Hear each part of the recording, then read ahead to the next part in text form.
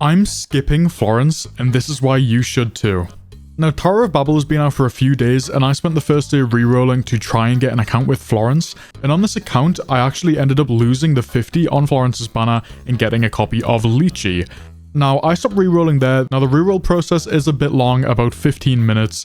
You know, as someone who plays a lot of solo leveling where it is literally instant, it was a bit boring to sit rerolling for me, especially when I didn't know how much I was going to enjoy the game. So I said, hey, that's okay, I'll take Lychee, I'll play with him as the main DPS, or her, I'm actually not sure what gender Lychee is. As long as there are enemies around him. Okay, yeah, Lychee is a guy. Yeah, I thought, hey, let's see what the best Lychee team is, let's just go all in Lychee until I can get a copy of Florence. And after playing with him for a few days, I've actually decided that I'm gonna try and C5 him, or I forget what the constellations are called in this game, let me double check. They're called Potential, so P5 maybe? I'm gonna P5 him. Now, I'm sure I'll accidentally pick up the P6 or C6. When Lychee takes lethal damage, he restores 20% of max HP and becomes invulnerable for 50 seconds. That's very cool, you know, a revive, especially on a character who drains his own HP to do damage. That's pretty useful. But in my opinion, the reason I love him so much is his P5. We're going to get into it a bit more later, but just so you know, for every 15% of Lychee's HP loss, it increases his critical damage by 20% up to a maximum of 60. It can occur 3 times, 15 times 3 is 45. So as long as he has 55% HP or less, then he will get an extra 60% crit damage. Let me show you why that is absolutely broken. Now, looking at Lychee's skill 2, which you need to use a few times to unlock his passive skill, the main bulk of his damage, tap consecutively to launch 3 different attacks. Each attack deals regular attack damage, but consumes 20% of Lychee's current HP. When Lychee's HP is below 55%, which is when that C5 kicks in, or P5, this skill no longer consumes his HP. So, Lychee's kit involves around hitting this 3 times and getting him to 55% HP. This means that his P5 is near always active. If we look at his talent 5, you get an extra 15% crit damage. And if we look at his T1, for every 15% of Lychee's HP loss, increases his critical damage by 15 up to a maximum of 45. Again, this will always be active as soon as you click his skill 2 3 times. So doing the math there, that's 45%. Plus another 15 is 60. Then going to his P5, you get another 60. So you get 120% crit damage just by clicking his skill 3 times, which you have to do in his normal rotation anyway. Now, not only are his talents just amazing for his kit, but if we look at his weapon, it just complements that even more. While Godfall, well, he does also get the 10% HP, which is amazing, you know, he increases damage off of his max HP, so that's awesome to have. But while Godfall Fury is activated, he gains 12% bonus to critical hit rate. Let's presume you eventually get this to max, that's 24% bonus critical hit rate.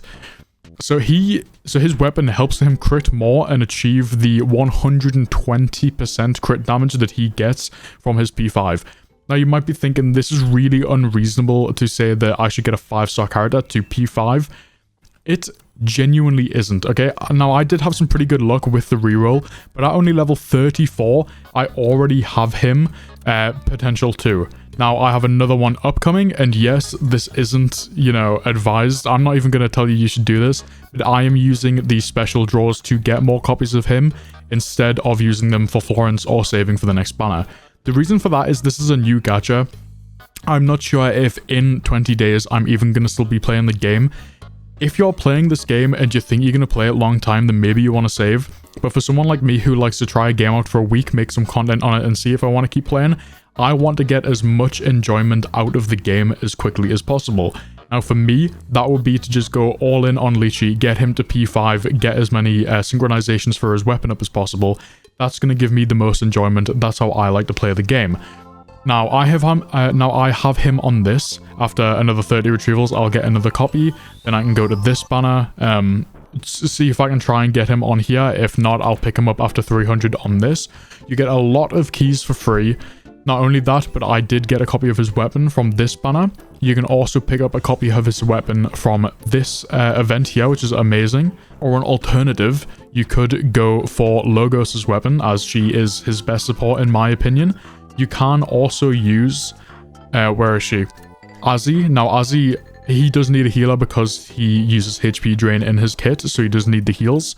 Azzy is a better healer than Logos. However, she kind of only heals, whereas Logos does a lot of damage herself. If you do just want a basic team comp, then Lychee, Zero, and Logos are an absolutely amazing trio. Now, if you are if you are someone who likes to spend a little bit of money, I would highly recommend to get the battle pass. It's only like $7, which is pretty reasonable for a battle pass in a game. And at only tier 15, you get to pick a legendary weapon from this. You can also pick a legendary weapon for one of the 4-star options too.